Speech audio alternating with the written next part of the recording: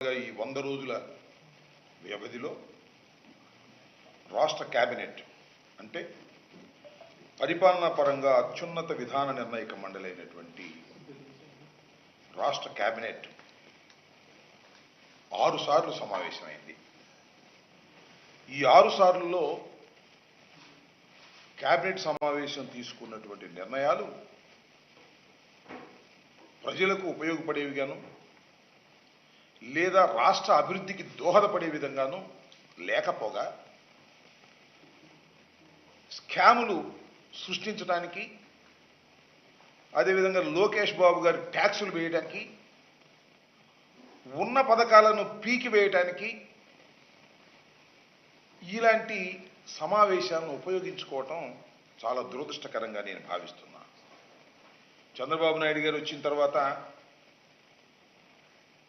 చంద్రబాబు నాయుడు గారు వచ్చారు, స్కాములు తెచ్చారు. చంద్రబాబు నాయుడు గారు వచ్చారు, ప్రజల్ని ముంచారు. చంద్రబాబు నాయుడు గారు వచ్చారు, ఇచ్చిన వాగ్దానాలను ఎగ్గొట్టారు. ఇలాంటి ప్రచారం జరుగుతున్నటువంటి సందర్భం. నిన్న చాలా విచిత్రంగా చంద్రబాబు నాయుడు గారు ప్రభుత్వం ఒక నిర్ణయం తీసుకుందట. అదేమిటంటే వారి ప్రభుత్వం గురించి వారు గొప్పగా చెప్పుకోవాలి అని చెప్పుకోవాల్సింది ఆయనే. మంచి ప్రభుత్వం, ఇది ఒక మంచి ప్రభుత్వం అని ప్రచారం చేసుకోవాలంట. వారం రోజుల పాటు ప్రచారం చేస్తారంట మంచి ప్రభుత్వం అని. నేను తెలియగలుగుతానండి, మీ ప్రభుత్వం మంచిదని చెప్పాల్సింది ఎవరు? రాష్ట్ర ప్రజలు చెప్పాలి. వాళ్ళు చెప్పేదానికి వాళ్ళు నోరు మూసేసి మాది మంచి ప్రభుత్వం, మాది మంచి ప్రభుత్వం అనేటువంటి ప్రచారం చేసుకోవడానికి ఒక కార్యక్రమాన్నే నిర్దేశించుకున్నారు. వారం రోజుల పాటు మాది మంచి ప్రభుత్వం అని ప్రచారం చేసుకోవాలి అనేది. ఎలా మంచి ప్రభుత్వం అవుతుందని అడుగుతా ఉన్నాను. నీకు 15,000, నీకు 15,000, నీకు 15,000, నీకు 18,000, నీకు 18,000, నీకు 18,000, ఇదిగో ఇప్పుడు వచ్చిన అని చెప్పి మోసం చేసినందుక మీది మంచి ప్రభుత్వం అని అంటున్నా. లేదు, వాలంటీర్లకు 5,000 కాదు, జగన్మోహన్ రెడ్డి గారు 5,000 ఇచ్చాడు, మేము 10,000 ఇస్తామని ప్రచారం చేసుకుని ఎన్నికల్లో ఓట్లు వేసుకొని వాలంటీర్ వ్యవస్థని రద్దు చేశారో ఉంచారో అర్థం కాకుండా త్రిలంకు స్వర్గంలో పెట్టి మమ్ముల్ని మీద విమర్శలు చేయడానికి ఇదే మంచి ప్రభుత్వం అని అడుగుతా ఉన్నా. అంతేకాదు, వరదలు వస్తే గేట్లు ఎత్తే ముందు ప్రజలకు కనీసమైనటువంటి సమాచారం ఇవ్వకోకుండా అనేక మంది ప్రాణాలను బలిగొన్నటువంటి మీ ప్రభుత్వం ఎలా మంచి ప్రభుత్వం అవుతుంది అని అడుగుతా ఉన్నాను. ఇన్ని స్కాములు, ఇన్ని గందరగోళాలు, కొత్త మద్యపాన సిస్టమ్ను తీసుకొచ్చి దోపిడీ చేసుకోవడానికి ప్రయత్నం చేసేటటువంటిది మీది మంచి ప్రభుత్వం ఎలా అవుతుందని అడుగుతా ఉన్నా. మంచి ప్రభుత్వం అని మీరు ఓదరగొట్టుకోవడం, మీరు డప్పాలు కొట్టుకోవడం తప్ప ప్రజలు ఎక్కడా కూడా ఇది మంచి ప్రభుత్వం, బ్రహ్మాండంగా ఉంది, జగన్మోహన్ రెడ్డి గారి ప్రభుత్వం పోయిన తర్వాత ఈ ప్రభుత్వం వచ్చింది, మేము హాయిగా ఉన్నాం అనుకోవడంలా. జగన్మోహన్ రెడ్డి గారి ప్రభుత్వాన్ని ఎందుకు దించేశాము అని పశ్చాత్తాపడే విధంగా మీ 100 రోజుల పరిపాలన ఉంది అనేది చాలా స్పష్టమైనటువంటి విషయం అని ఈ సందర్భంగా నేను మనవి చేస్తున్నాను. అంతేకాదు, రాష్ట్ర ప్రభుత్వం కొత్తగా వచ్చింది. వస్తే నేను మనవి చేస్తున్నా, జగన్మోహన్ రెడ్డి గారి ప్రభుత్వం వర్షాలు వస్తాయని, వర్షాలు వచ్చినప్పుడు ఇసుక దొరకదని 80 నుంచి 85 లక్షల మెట్రిక్ టన్నుల ఇసుకను తీసుకొచ్చి స్టాక్ యార్డ్స్లో పెట్టారు. ప్రభుత్వం మారింది. ఏం చేశారండి చంద్రబాబు నాయుడు గారు? నేను అడుగుతా ఉన్నా, మీరు మీ ప్రభుత్వంలో ఉన్నటువంటి ఎమ్మెల్యేలు, కొత్తగా వచ్చిన ఎమ్మెల్యేలు మొత్తం ఇసుకను అమ్మేసుకున్నారుగా. సుమారుగా 60 లక్షల మెట్రిక్ టన్నుల ఇసుకని అమ్మేసుకున్నారు. మొత్తం ఫ్రీగా తీసేసుకున్నారు, వాళ్ళే అమ్మేసుకున్నారు, డబ్బులు వేసేసుకున్నారు. పెద్ద స్కామ్ అని మనం చేస్తున్నాం. ఇవాళ ఉచిత ఇసుక అన్నారు. ఎక్కడైనా ఉచితంగా ఇసుక లభిస్తుందా? ఒక ట్రాన్స్పోర్ట్ ద్వారా మాత్రమే దానికయ్యే ఖర్చు తీసుకుంటా ఉంటున్నారు. తడిసి మోపిడవుతుంది. చాలా చోట్ల మా ప్రభుత్వం, జగన్మోహన్ రెడ్డి గారి ప్రభుత్వం అధికారంలో ఉన్నప్పుడు కన్నా ఎక్కువ రేట్లకు ఇసుక సప్లై అయ్యే దీన స్థితికి మీరు నెట్టబడ్డారు ప్రజలంటే మీది మంచి ప్రభుత్వం? ఎలా మంచి ప్రభుత్వం అని అడుగుతా ఉన్నా. ఇలా ఇసుక దోపిడీకి మీరు శ్రీకారం చుట్టి ఉచిత ఇసుక అని ప్రచారం చేసుకునేటటువంటి పరిస్థితికి మీరు రావడం చాలా బాధాకరమైనటువంటి అంశమని ఈ సందర్భంగా నేను మనవి చేస్తున్నాను. ఇక మద్యం చాలా గొప్ప విషయం ఇది ఈ సందర్భంగా నేను చెప్పదలుచుకున్నాను. అదేమిటంటే చంద్రబాబు నాయుడు గారు ఆయనకున్న పత్రికల్లో వేస్తున్నారు, ఇక నాణ్యమైన మద్యం. నాణ్యమైన మద్యం అంటే ఏంటో మరి నాకు అర్థం కాల. ఎంత తాగినా ఆరోగ్యం దెబ్బతిందా? అంత నాణ్యమైనటువంటి మద్యాన్ని మీరు సప్లై చేయబోతున్నారా? నాణ్యమైనటువంటి మద్యాన్ని సప్లై చేయడానికి మీకు ఎక్కడి నుంచి వనరులు వచ్చాయని అడుగుతా ఉన్నా. మద్యమేగా, తీసేయండి. ఇక మద్యం తాగటం హానికరం అనే పదాన్ని తీసేయండి. నాణ్యమైన మద్యం ఎంతైనా తాగండి అని చెప్పండి. ఇక నాణ్యమైన మద్యం అంట. చంద్రబాబు నాయుడు గారు అధికారంలోకి వచ్చి ఒక నాణ్యమైనటువంటి మద్యాన్ని తీసుకొచ్చి ప్రజలకు సరఫరా చేసేటటువంటి సరసమైన ధరలకు ప్రజలకు సరఫరా చేసేటటువంటి ఒక గొప్ప అవతారాన్ని చంద్రబాబు నాయుడు గారు నూతనంగా ఎత్తారు. నాకు బాగా గుర్తు, నేను కొత్తగా ఎమ్మెల్యే కాకముందు యూత్ కాంగ్రెస్ ప్రెసిడెంట్లో ఉన్నప్పుడు మా స్లోగన్ ఏంటో తెలుసా? నారావారి సారా పాలన డౌన్ డౌన్. ఇది మా మొదటి స్లోగన్ నేను రాజకీయాల్లోకి వచ్చిన కొత్తలో. నారావారి సారా పాలన అనేటువంటి పరిస్థితి ఉంది ఇవాళ. ఆ రోజున ఉమ్మడి రాష్ట్రంలో నారావారి సారా పాలన కొనసాగించినటువంటి పరిస్థితి మనం వాళ్ళు గుర్తు చేసుకోవాలని మనం చేస్తున్నాం. ఉమ్మడి రాష్ట్రం లేదా విడిపోయినటువంటి రాష్ట్రంలో కానీ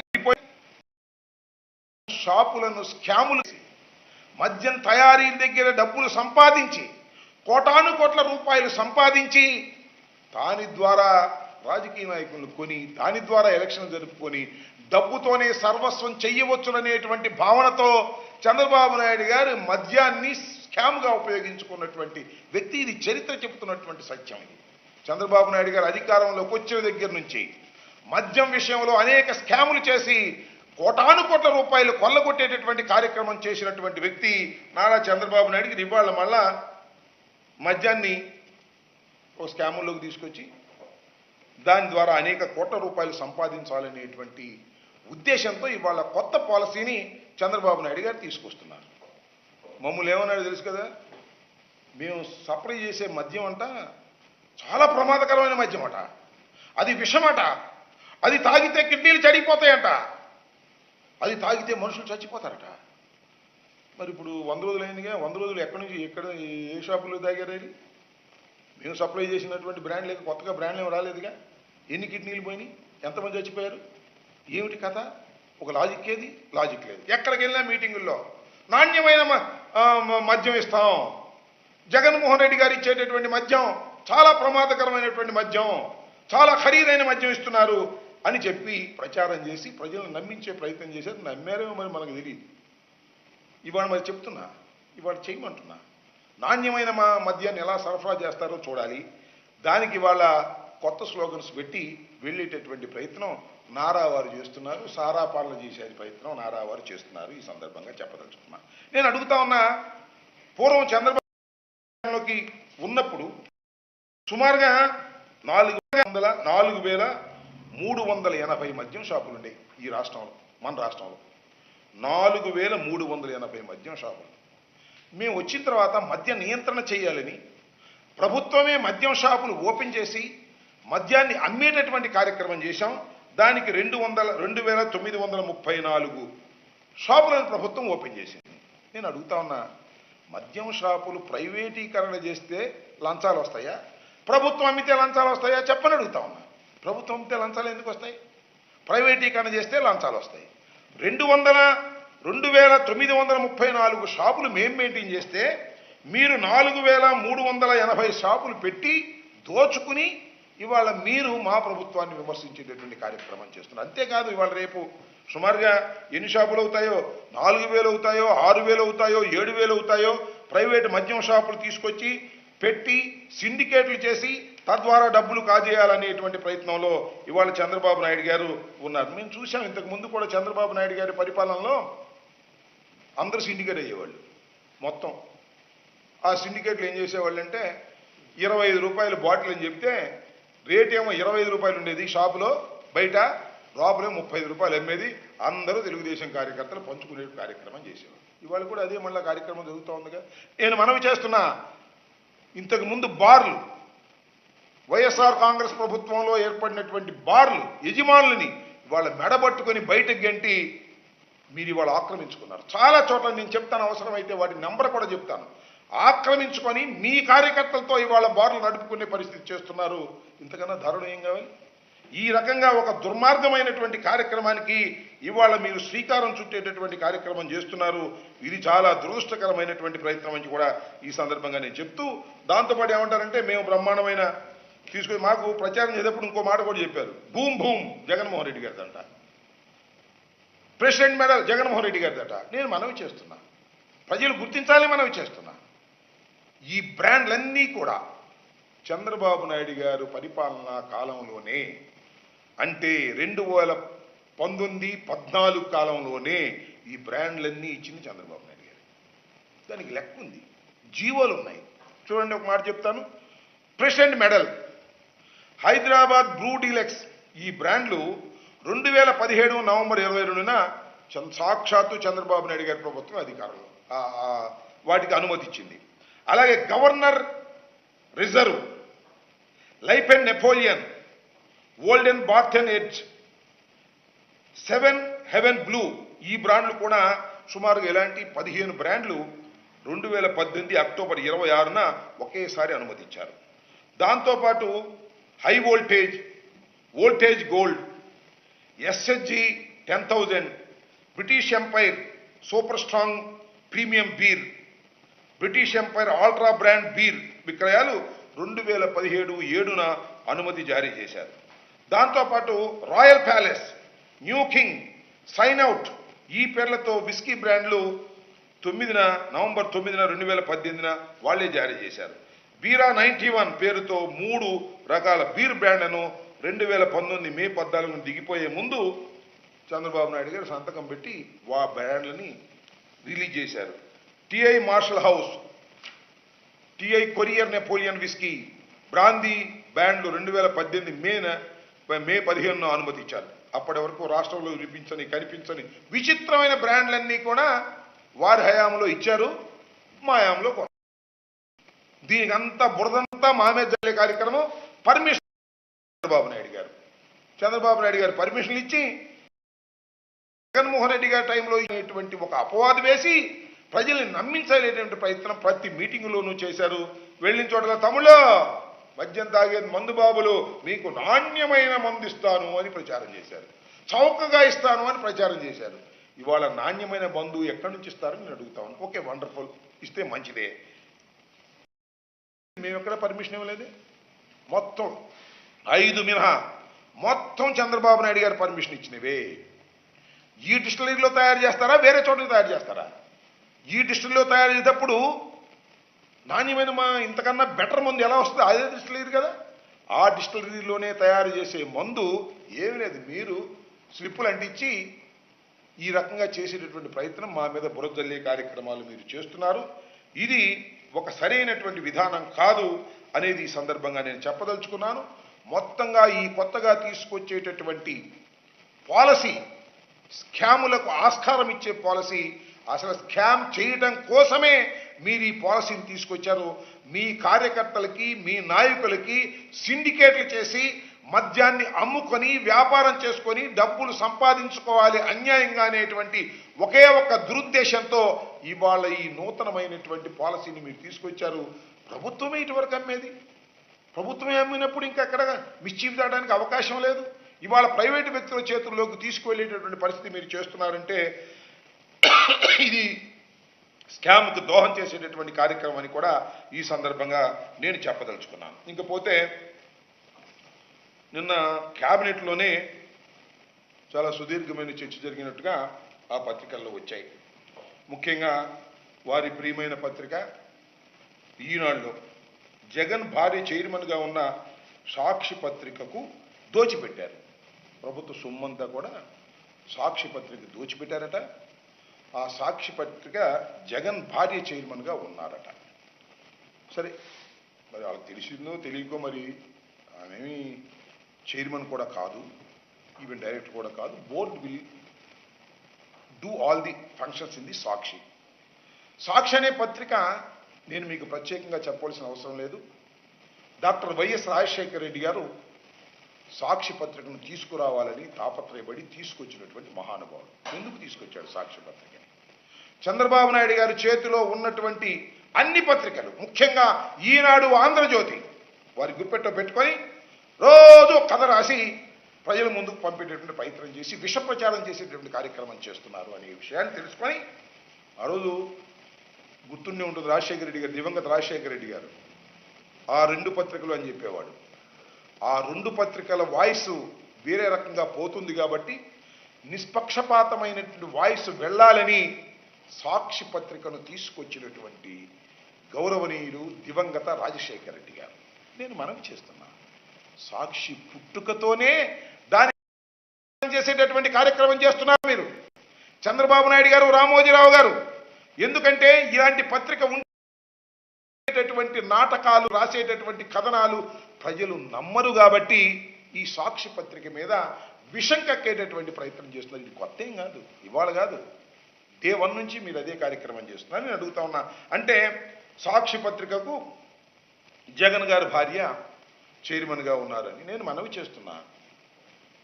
జగన్ గారి భార్య శ్రీమతి భారతి గారు ఆమె మీద అక్కస్సు ఎంత కావాలో అంత కక్కుతా ఉన్నారు. ముఖ్యంగా లోకేష్ గారి నాయకత్వంలో విష ప్రచారం చేస్తున్నారు. సోషల్ మీడియాలో కూడా ఇష్టం వచ్చినట్టుగా మాట్లాడుతున్నారు, ఇష్టం వచ్చినట్టుగా చేస్తున్నారు కార్యక్రమంగా. నేను మనవి చేస్తున్నా, జగన్మోహన్ రెడ్డి గారి సతీమణి అయినటువంటి భారతమ్మ గారి మీద మీరు పదే పదే దుష్ప్రచారాలు చేస్తే దానికి మూల్యం చెల్లించక తప్పదు, గుర్తుపెట్టుకోమని కూడా ఈ సందర్భంగా మనవి చేస్తున్నా. సాక్షి మీద విష ప్రచారం చేస్తారు, జగన్మోహన్ రెడ్డి గారి సతీమణి మీద విష ప్రచారం చేస్తారు, చూస్తూ కలకాలం ఊరుకోమనే విషయాన్ని కూడా మీరు గుర్తుపెట్టుకోమని ఈ సందర్భంగా నేను మనవి చేస్తున్నా.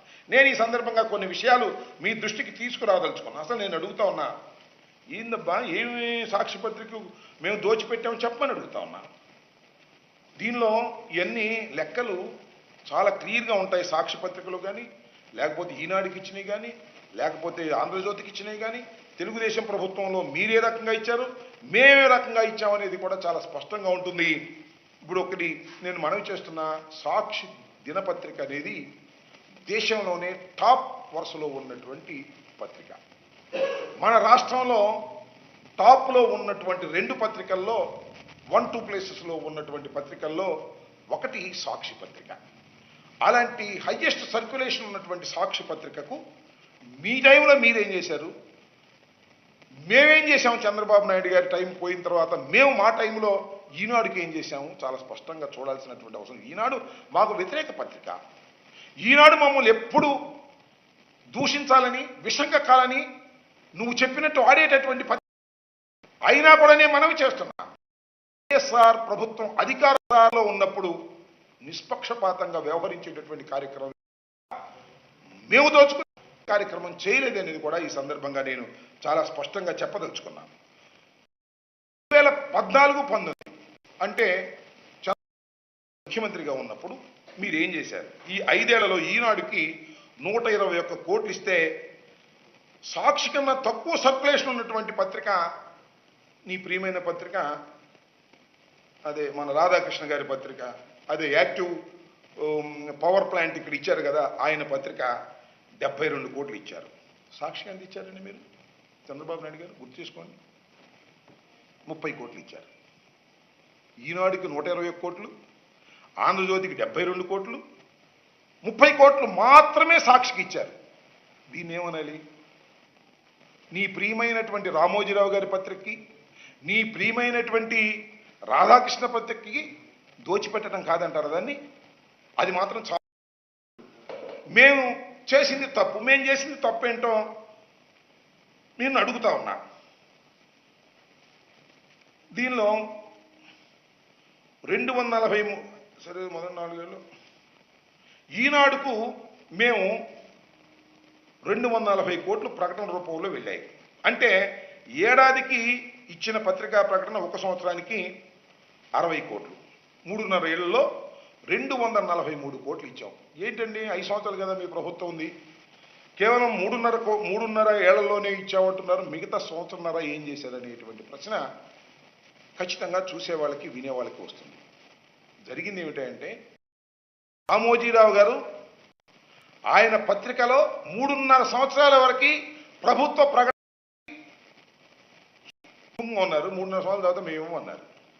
ఎందుకంటే చంద్రబాబు నాయుడు గారిని మొయ్యాలి కదా, ఈ ప్రభుత్వం ఇచ్చే ప్రకటనలు మంచిగా ఉంటాయి కదా ప్రభుత్వానికి అనుకూలంగా, అందువల్ల మేము వెయ్యము మా పత్రికల్లో, మాకు స్పేస్ లేదు అని మెయిల్స్ పంపించారు. అంటే అయిష్టతను వ్యక్తం చేశారు. కేవలం 3.5 సంవత్సరాలు మాత్రమే ప్రభుత్వం నుంచి వారు ప్రకటనలు తీసుకున్నారు. కడమ 1.5 సంవత్సరం పాటు ప్రకటనలు మాకు వద్దు అని తిరస్కరించారు. సరే, తిరస్కరించే హక్కు వాళ్ళకు ఉంటుంది అనుకుంటా. అందువల్ల ప్రభుత్వం కూడా ఏం మాట్లాడలేదు. అందువల్ల కేవలం 60 కోట్లు అంటే సంవత్సరానికి 60 కోట్లు చొప్పున 3.5 సంవత్సరాలు వైఎస్ఆర్ ప్రభుత్వం ఈనాడుకి ఇస్తే 5 ఏళ్లలో సాక్షికి, అంటే 5 ఏళ్ళు సాక్షి ఇచ్చింది, 321 కోట్లు ఇచ్చాం. ఇస్తే ఎంత అయింది? 54 కోట్లు రూపాయలు. ఏం దోచిపెట్టింది ఏంటి? సాక్షికి దోచిపెట్టింది ఏంటి? ఈనాడుకు దోచి పెట్టండి ఏంటి చెప్పండి అని అడుగుతా ఉన్నా. నారా చంద్రబాబు నాయుడు గారు అవలీలగా అబద్ధాలు ఆడుతున్నారే, అవలీలగా ఆరోపణలు చేస్తున్నారే, సాక్షికి దోచిపెట్టామని. ఈనాడుకి ఇచ్చినటువంటిది మీకు గుర్తురాదా? ఏమిటిదని అడుగుతా ఉన్నా. ఈనాడు మీకు అతి ప్రియమైన పత్రిక కావచ్చు, మీ పత్రిక కావచ్చు. ఇక్కడ ఒక విషయాన్ని కూడా చెప్పాలా. పాప రామోజీరావు గారు చనిపోయారు, వయసు రీత్యా పెద్దవారు. వారు చనిపోతే సంతాప సభ పెట్టారు. ఎవరు? ప్రభుత్వం, చంద్రబాబు నాయుడు గారు. చంద్రబాబు నాయుడు గారి ప్రభుత్వం భారీ ఎత్తున ఒక సంతాప సభ పెట్టింది. మంచిదే, పాప ఆయన నచ్చింది, పెట్టుకున్నారు. ఎవరు డబ్బు ఖర్చు పెట్టారండి సంతాప సభకి? ప్రభుత్వం సొమ్ము ఖర్చు పెట్టారు. ఎంత ఖర్చు పెట్టారో తెలుసా? ఒక్క సంతాప సభకి 4,28,0173 రూపాయలు ఖర్చు పెట్టారు.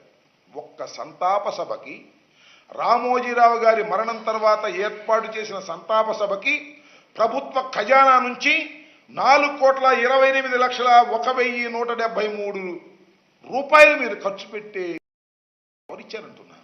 రామోజీరావు గారు మీకు సన్నిహితుడైతే మీరు ఖర్చు పెట్టేస్తారా? రామోజీరావు గారు ఏమన్నా సంభూతుడా? సమాజ సేవ చేశారా? చనిపోయారులే పాపం, ఆయన అంటాం మంచిది కాదనుకో, అయినా చెప్తున్నా, సమాజ సేవ చేశారా? Is a white collar criminal.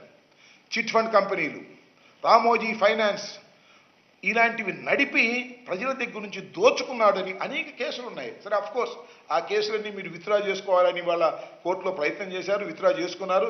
అయినా ఎవరు ఊరుకోరనేది కూడా ఈ సందర్భంగా నేను మనవి చేస్తున్నాను. 4,04,28,00,000 రూపాయలు అంటే చిన్న విషయం కాదు ఇది. మొన్న పవన్ కళ్యాణ్ గారు ఉప ముఖ్యమంత్రిగా చెప్పారు, ఏమని? దాన్ని బ్లీచింగ్ పౌడర్ తాగడానికి డబ్బులు లేవు అని. ఆయన 4 కోట్లు ఇచ్చాడు చందా. ఈయన 4 కోట్ల రూపాయలు రామోజీరావు గారి సంతాప సభకు ఖర్చు పెట్టారు. ఏమిటి దుర్మార్గం అంటున్నా? నీకు నచ్చితే నువ్వు ఎంతైనా దోచేస్తావా?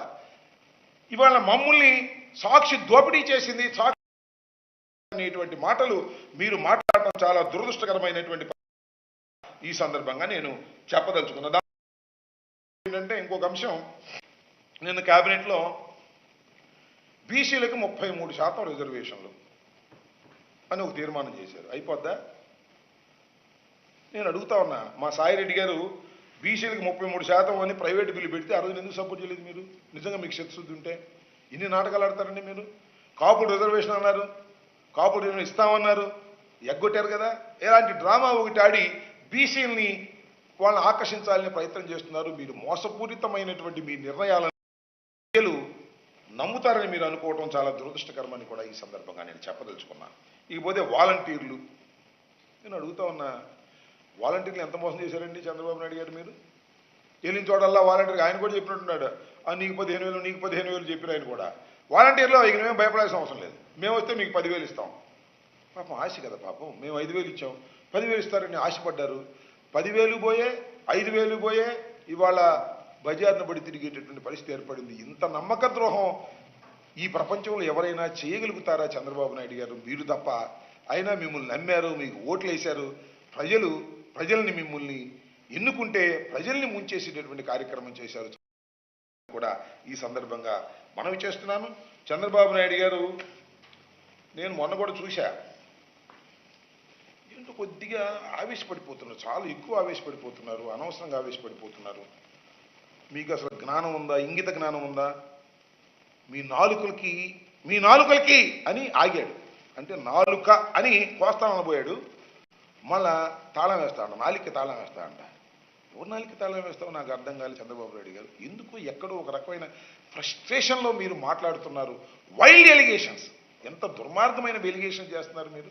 ప్రజలు నమ్మాలి, నమ్మే విధంగా ఉండాలి. నమ్మసఖ్యంగానేటువంటి ఎలిగేషన్స్ ఇవాళ మీరు చేస్తున్నారు. ఏమంటున్నారంటే ప్రకాశం బ్యారేజీని పగలగొట్టేసేయాలని 3 పడవలను పంపేసి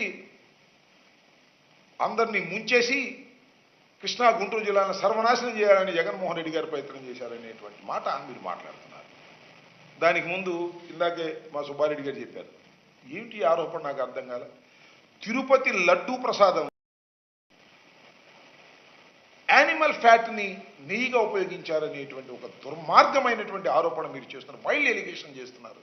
ఎంతమంది భక్తులు ఉన్నారు ఈ దేశంలో, శ్రీవారి భక్తులు, వాళ్ళందరికీ ఒక రాంగ్ మెసేజ్ పంపించేటటువంటి తప్పుడు అభిప్రాయం కలిగించే విధంగా ఆధారాలు లేని ఆరోపణలు చేస్తున్నారు. ఇది చాలా దురదృష్టకరమైనటువంటి అంశమని కూడా ఈ సందర్భంగా నేను మనవి చేస్తున్నాను. దానితో పాటుగా చంద్రబాబు నాయుడు గారు ఈ బుడమేరుకు సంబంధించినటువంటి ఫ్లోలో ఎక్కడైతే ఏరియా ఉందో దాన్ని కూడా బాగు చేస్తామనేటువంటి మాట మాట్లాడతారు. మంచిదే, బాగు చేయాల్సిందే. నిన్న కూడా ఆయన పేరేంటి నారాయణ గారు చెప్పారు బుడమేరంతా రీమోడలింగ్ చేస్తామని. నేను అడుగుతా ఉన్నా, బుడమేరు వస్తే మునిగిపోయే ప్రాంతాలు ఆక్రమితం అయ్యాయి కాబట్టి మన డిప్యూటీ సీఎం గారు పవన్ కళ్యాణ్ గారు కొంచెం ఇంక్రిమెంటల్గా అవన్నీ కూడా ఆక్రమించుకున్నారని. చంద్రబాబు నాయుడు గారు అంటే ఇంక్రిమెంటల్గా కాదు, వైఎస్ఆర్సీపీ వచ్చిన తర్వాత ఆక్రమించుకున్నారనేటువంటి తప్పుడు మాట ఒకటి మాట్లాడుతున్నారు. ఆ ఇంక్రిమెంటల్గా ఆక్రమించుకున్న ప్రదేశాలను ఖాళీ చేసి సక్రమంగా ఆ కోర్సు వెళ్లే విధంగా చేస్తామని అంటున్నారు. మంచిదే, సంతోషం, మాకేం అభ్యంతరం లేదు. నేను తెలియగలుగుతానండి చంద్రబాబు నాయుడు గారు. కృష్ణానది వస్తే 11,42,000 క్యూసిక్లు వాటర్ వస్తే మీ ఇల్లు మునిగిపోయిందే. ఒక అక్రమమైనటువంటి నిర్మాణంలో మీరు ఉంటున్నారే. మీరు ముందు మీ ఇంటిని కూలగొట్టుకొని, అది మీ ఇల్లు కాదనుకోండి, మీ ఇల్లు ఖాళీ చేసి తరువాత ఈ బఫర్ జోన్లో ఉన్నటువంటి ఇళ్లను కూలుస్తామంటే ఎవడన్నా నమ్ముతాడు. కానీ లేకపోతే వాడిల్లు కూలిస్తే నిన్ను ఒప్పుకుంటారా? కూల్చాల్సిన నీ ఇల్లు కూలకోకుండా ఎదుటివాడి ఇల్లు కూలిస్తే ఎవరైనా ఒప్పుకుంటారా? చంద్రబాబు నాయుడు గారు గుర్తుపెట్టుకోమని మనవి చేస్తున్నాం. ఆదర్శప్రాయంగా కనీసం కనిపించడానికన్నా ప్రయత్నం చేయండి. ఒక అక్రమమైనటువంటి కట్టడంలో కృష్ణానది ఒడ్డున కరగట్టుకు దిగువన నివసిస్తున్నటువంటి మీరు నీతులు చెప్పే హక్కు మీకు లేదనే విషయాన్ని మీరు దరిచేసి మర్చిపోవద్దని ఈ సందర్భంగా నేను చెప్పదలుచుకున్నాను.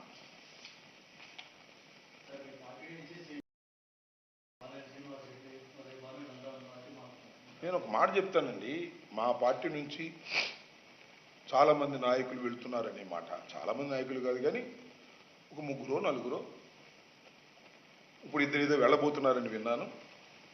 అంతకుముందు ఒక 2-3 ఇంపార్టెంట్ లీడర్స్ వెళ్ళారని. ఇదేం కొత్త కాదు. ఏ రాజకీయ పక్షానికైనా అధికారం పోయినప్పుడు ఆ పార్టీలో నిలబడాలనేటువంటి ఉద్దేశం నైతికంగా లేనటువంటి వ్యక్తులు పోతారు. చంద్రబాబు నాయుడు గారు అధికారంలో లేనప్పుడు ఆ పార్టీ నుంచి ఎంతమంది పోయారు? మేము అధికారంలో లేనప్పుడు 23 మంది శాసనసభ్యులే వెళ్ళిపోయారు. ఏమైందంటున్నా? ప్రజల నిర్ణయాలని ప్రభావితం చేయగలిగిన శక్తి పార్టీలు మారే వాళ్లకు లేదు. పార్టీలు మారేవాళ్ళు వాళ్ళ నైతికతే పోతుంది తప్ప మరొకటి కాదని మనవి చేస్తున్నాం. అధికారంలో ఉన్నప్పుడేమో జగన్మోహన్ రెడ్డి గారు బాగా నచ్చాడు. అధికారం పోయేటప్పుడు జగన్మోహన్ రెడ్డి గారి పద్ధతులే నచ్చలేదు. ఏంది ఇది నాకు అర్థం కాల. ఎవరైనా సరే నేను పేర్లు చెప్పదలుచుకోనా. ఇప్పుడంట జగన్మోహన్ రెడ్డి గారి పద్ధతి నచ్చలేదంట. అధికారంలో ఉన్నప్పుడు జగన్మోహన్ రెడ్డి గారి పద్ధతి నచ్చిందట. అధికారం పోయేటప్పుడు జగన్మోహన్ రెడ్డి గారి పద్ధతి నచ్చలేదట. అందుకని అధికారంలో ఉన్న పార్టీలోకి వెళ్ళిపోతారట. మీ నైతికత మీరు పాడు చేసుకుంటున్నారు. అలాంటి ప్రజలు తిరస్కరిస్తారు తప్ప వారిని ఆదరించాలనేటువంటిది సత్యం. ఇది నేను చెప్పే సత్యం కాదు, ఇది చరిత్ర చెప్పిన సత్యం. వెనక్కు తిరిగి ఒకసారి చూసుకోండి. పార్టీ మారిన వాళ్ళలో 100 మందిలో 99 మంది ప్రజలు తిరస్కరించారు. ఎక్కడో 1 లోకల్గా ఉన్న సిచ్యువేషన్ ప్రకారం గౌరవించారేమో తప్ప పార్టీ మారిన వాళ్లకు రాజకీయ భవిష్యత్తు ఉండదు. చాలా స్పష్టంగా ఇవాళ చెప్తున్నాను. Note this point. ఒక 4 సంవత్సరాల తర్వాత 5 సంవత్సరాలు చూడండి, వాళ్ళకి ఏ గతి పడుతుందో ఆలోచన చేయమని కూడా ఈ సందర్భంగా నేను చెప్పదలుచుకున్నాను.